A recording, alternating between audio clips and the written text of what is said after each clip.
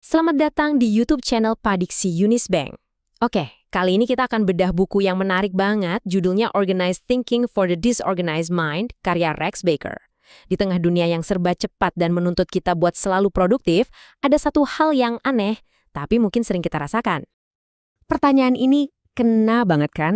Kita semua pasti pernah ada di fase itu. Ngerasa solusinya adalah kerja lebih keras, lebih rapi, lebih disiplin. Tapi pernah nggak kepikiran, jangan-jangan masalahnya bukan di usaha kita yang kurang, tapi pendekatannya yang dari awal udah keliru? Nah, sebelum kita bahas solusinya, kita perlu bongkar dulu satu mitos besar.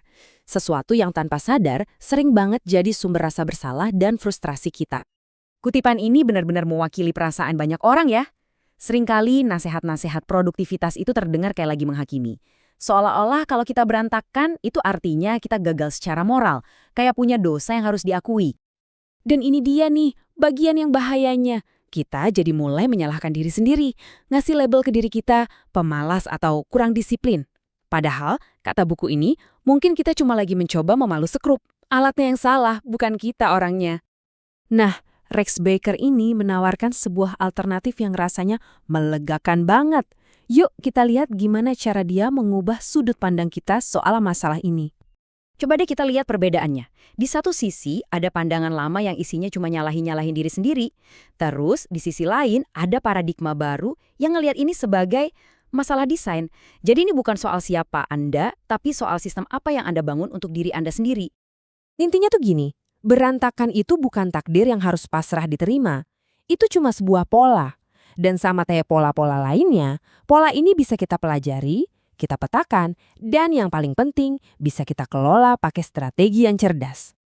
Langkah pertama dalam paradigma baru ini tuh bukan soal beli agenda baru atau download aplikasi produktivitas terbaru, bukan.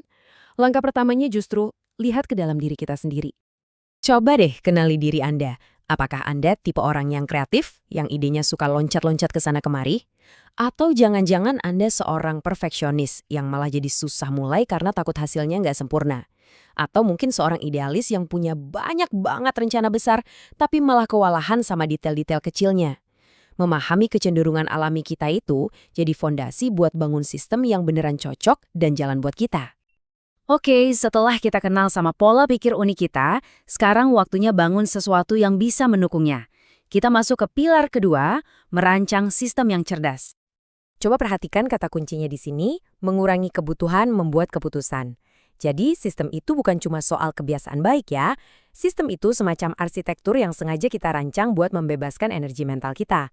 Contoh paling gampang, bikin aturan buat proses email cuma sekali sehari. Atau nyiapin baju kerja dari malam sebelumnya. Keputusan-keputusan kecil yang dibikin otomatis. Bayangin deh, energi mental kita itu kayak baterai handphone. Tiap hari ada batasnya. Nah, dengan mengotomatiskan hal-hal kecil, misalnya mau sarapan apa, atau kapan ngecek notifikasi, kita tuh lagi menghemat baterai mental kita buat keputusan-keputusan yang jauh lebih penting. Dan pilar terakhir ini, wah, ini mungkin yang paling membebaskan dari semuanya. Ini tentang mengubah cara kita menghadapi perubahan itu sendiri. Daripada punya cita-cita mengubah seluruh hidup dalam semalam, Baker ini nyaranin kita buat jadi ilmuwan bagi diri sendiri.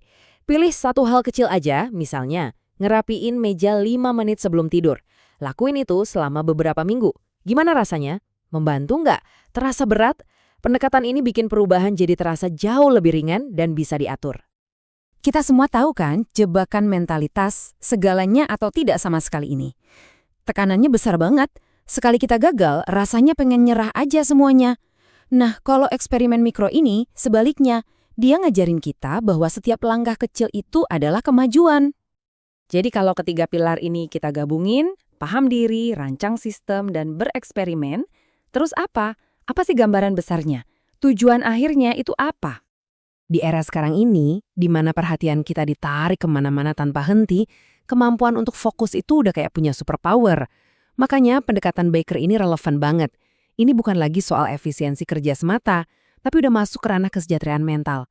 Soal gimana kita membebaskan diri dari rasa bersalah dan membangun sistem yang mendukung, bukan yang menghukum kita. Dan ini dia yang paling penting buat kita ingat-ingat. Tujuan utamanya itu bukan sekedar punya meja yang rapi dan estetik. Tujuannya adalah mengambil kembali kendali atas aset kita yang paling berharga. Waktu kita, energi mental kita, dan kemampuan kita untuk fokus pada hal-hal yang emang beneran penting buat kita. Jadi, saya mau meninggalkan Anda dengan pertanyaan ini. Nggak perlu mikirin sesuatu yang besar kok. Mungkin cuma aturan kecil tentang di mana harus naruh kunci motor, atau jadwal singkat kapan boleh buka media sosial. Percayalah, perubahan kecil yang konsisten itu punya kekuatan yang luar biasa. Selamat mencoba!